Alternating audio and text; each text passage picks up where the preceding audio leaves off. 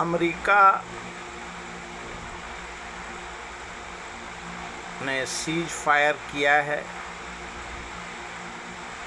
और ईरान का मध्यस्थता वाला सवाल जो इस्लामाबाद में उठा उसको पूर्ण विराम लगा हुआ है और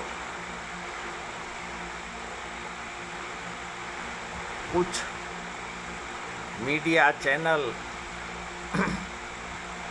ईरान न्यूक्लियर परीक्षण कर सकता है और हर चैनल और दुनिया के विशेषज्ञ अमेरिका सीज फायर के बाद अचानक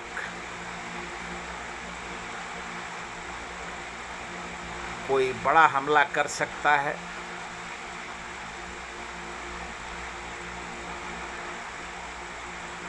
एक कयास लगाए जा रहे हैं और 3 सूत्री कार्यक्रम मिसाइल, यूरेनियम और हार्मुज रूट को लेके पूरा दुनिया में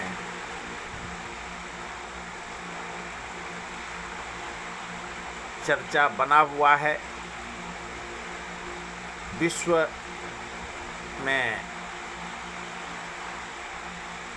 अमेरिका में चर्चा है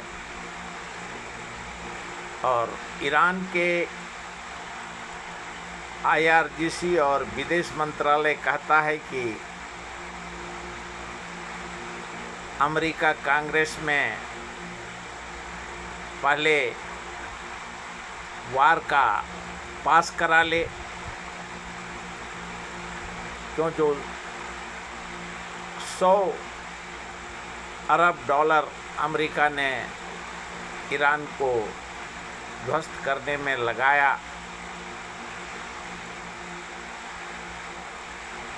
तो अमेरिका का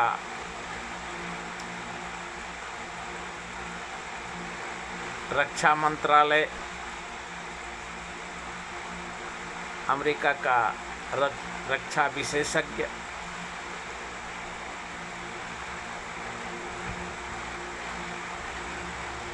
उनका कहना है कि हम ईरान पे कभी भी हम जीत सकते हैं, लेकिन अमेरिका में जो बाइडेन के समय में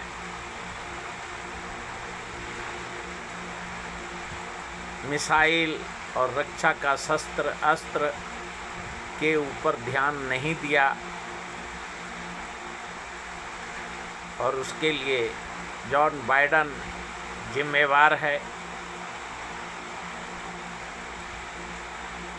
वहाँ का सीनेट जो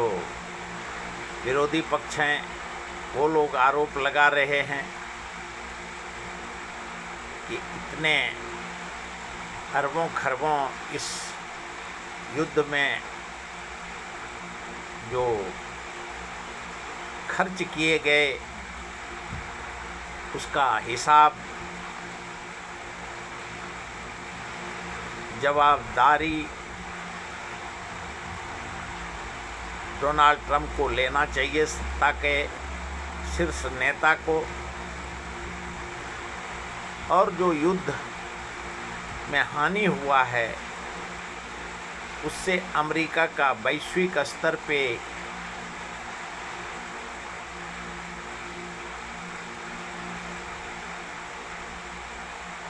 यूनाइटेड स्टेट ऑफ अमेरिका का नाम विश्व में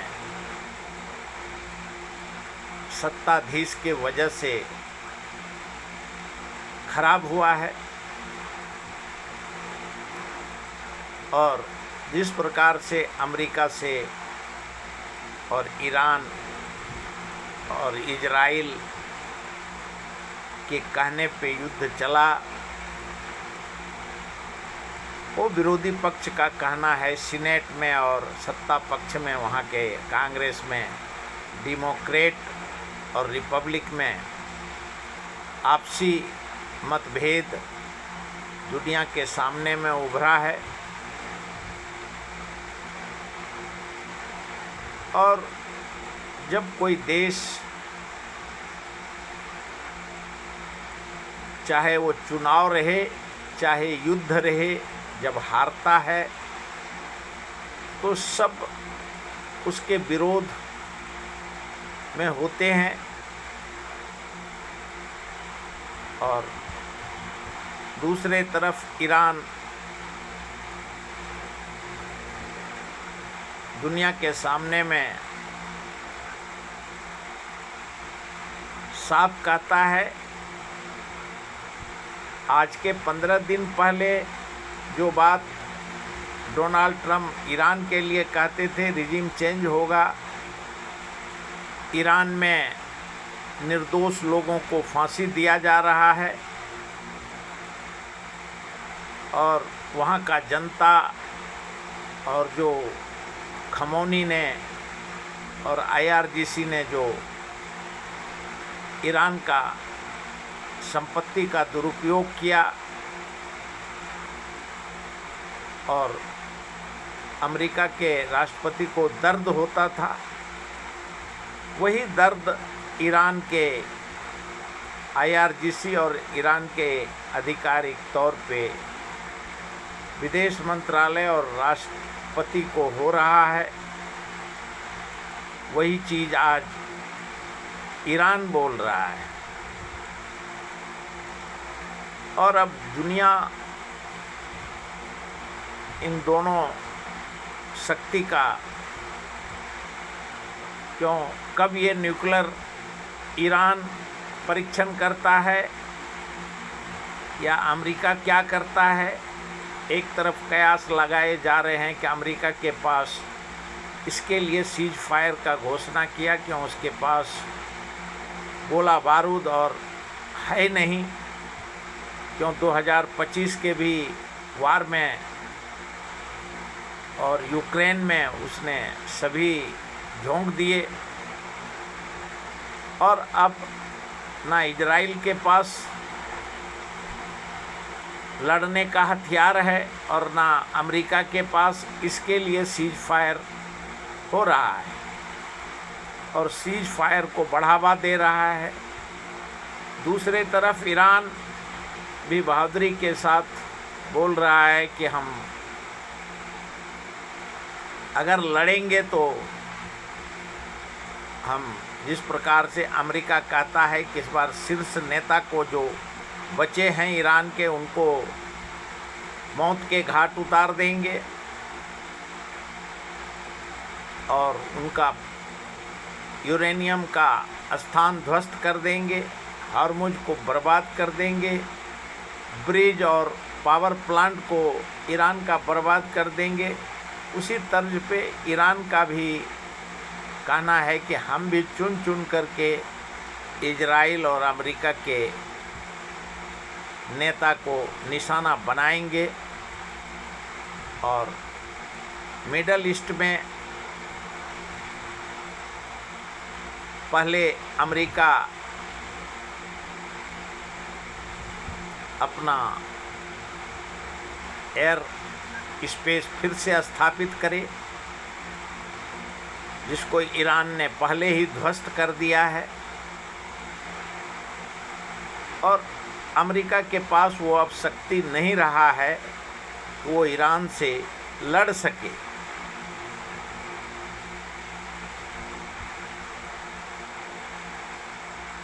और ईरान विश्व में अभी कभी भी युद्ध के लिए अमेरिका से तैयार है।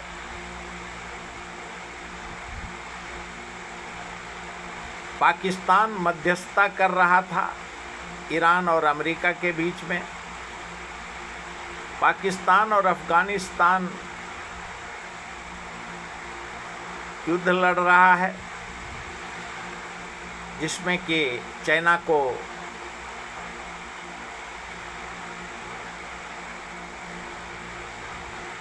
उनका एंट्री अब होने का सवाल हो रहा है। वैसे चाइना का विदेश मंत्रालय का कहना है, रक्षा मंत्रालय का, कि हम किसी के अंदरूनी मामले में हमारा कहीं जाने की और ध्यान देने का ज़रूरत नहीं है, लेकिन पाकिस्तान से हमारे रिश्ते मजबूत हैं और जानकार कहते हैं कि उनका हजारों डॉलर पाकिस्तान में लगा है। इसके लिए राजनीति और कूटनीति के तहत समझौता अफ़गानिस्तान और पाकिस्तान का कराने का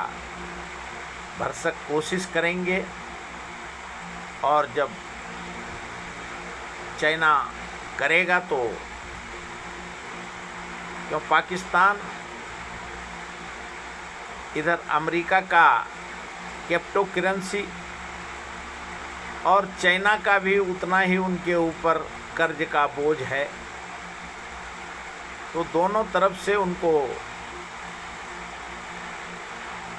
सवाल जवाब होते हैं और होंगे।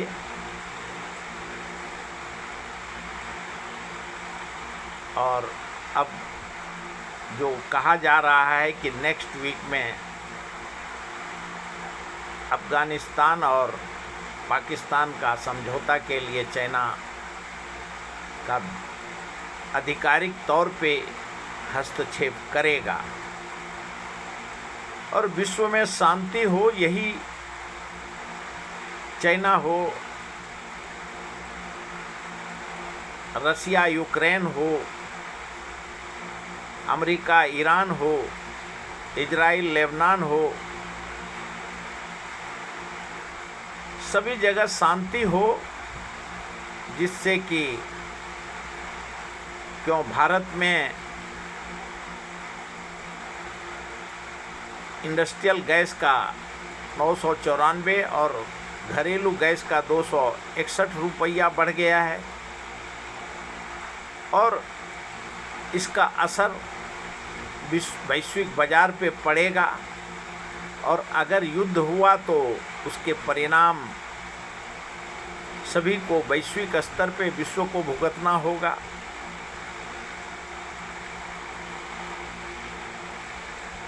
इसके लिए विश्व में शांति हो, ये हर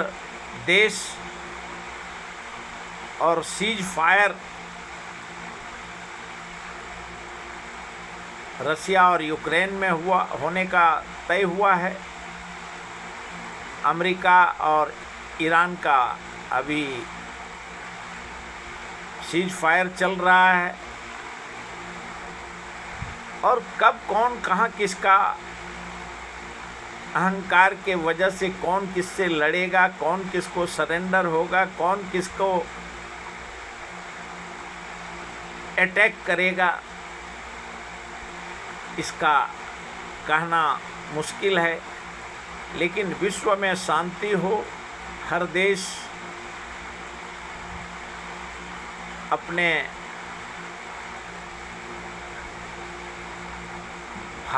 जनता का विकास के लिए